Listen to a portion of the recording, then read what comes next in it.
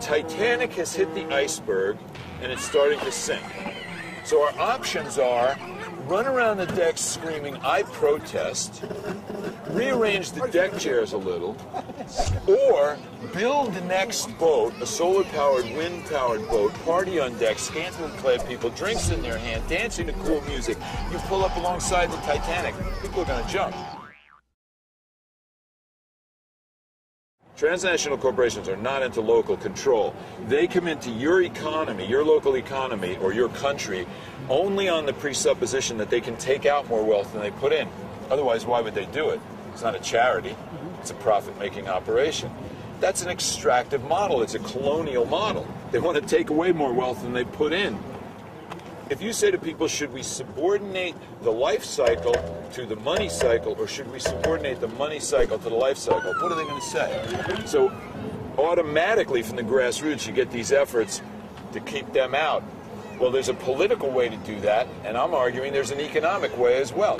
Enterprise and corporate domination are two different things.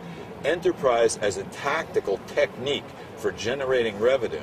As long as you don't exploit people and don't exploit nature, there's nothing wrong with enterprise.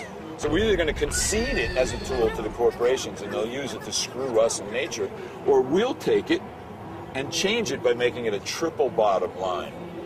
Environmental restoration, social equity, and financial sustainability linked, synergizing, strengthening each other, not detracting from each other like a reservoir. You got to take from the financial to do that.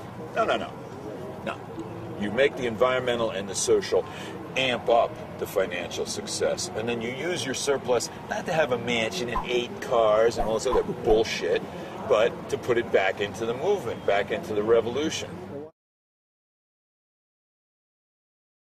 Affordable housing for teachers and a green community development center with green retail, city offices around environmental stuff, education space, restaurant, clean tech incubator, all in one large commercial building. Subsidized rent for teachers allows us to train the trainers on site, and then they take that green education out into the school system. It's like software. The first one costs you $1 million. Each one after that costs you 10 cents. It's not exactly like that, but you take that learning from that first one. You go to local people. After we do San Francisco, we go to Oakland, Sacramento, Eureka, Santa Barbara, start with California, start rolling these buildings out, and then we go to a Google or Yahoo or an eBay and say, look, you got a great internet model, you don't have a real estate model. You need a real estate model. So we'll create the building where everybody knows that's the green economy building.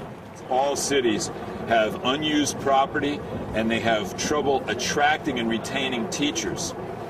The wages are here and the housing costs are here. So in San Francisco, we have teachers drive 2 hours to get to their school. They're tired when they get there. You give them a rent subsidy, you can remunerate them better with a rent subsidy than salary increase because the salary is taxed. You create a platform where it's affordable for you and him and her and all these different groups to come in, but it generates enough revenue to cover all the costs of it. And the infrastructure is pretty much invisible, right? It's taken care of. The garbage, the waste, the recycling, all that, it's so well organized that it runs almost like a mechanism. So you're solving a bunch of problems all at the same time with one building designed at super green, above platinum LEED level.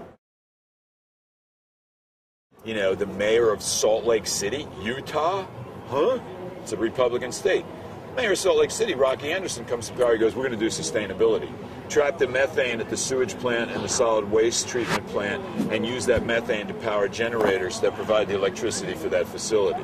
Switch out all the traffic lights with the LED lights, change all the vehicles, change all the light bulbs, insulate the buildings, green, you know, you pass laws that say any new buildings have to be at these green standards. Mayors can do that. And it doesn't get on the corporate media, ABC, CNN, CBS, because who's their advertisers? Where are they getting? They're getting their money from the big auto companies and Exxon Mobil and all. They don't want to see some alternative economy garbage at the local level, local control. We have the facts on our side, and we have moral authority on our side. We're the ones that want to feed all the children and have no homelessness. The other side, they have guns and money. They have the monopoly of power with guns and money. Okay, so I'm God and I'm dealing out the cards to you, and you can either have facts and moral authority or guns and money. Which are you going to take? You're going to take facts and moral authority because that's truth.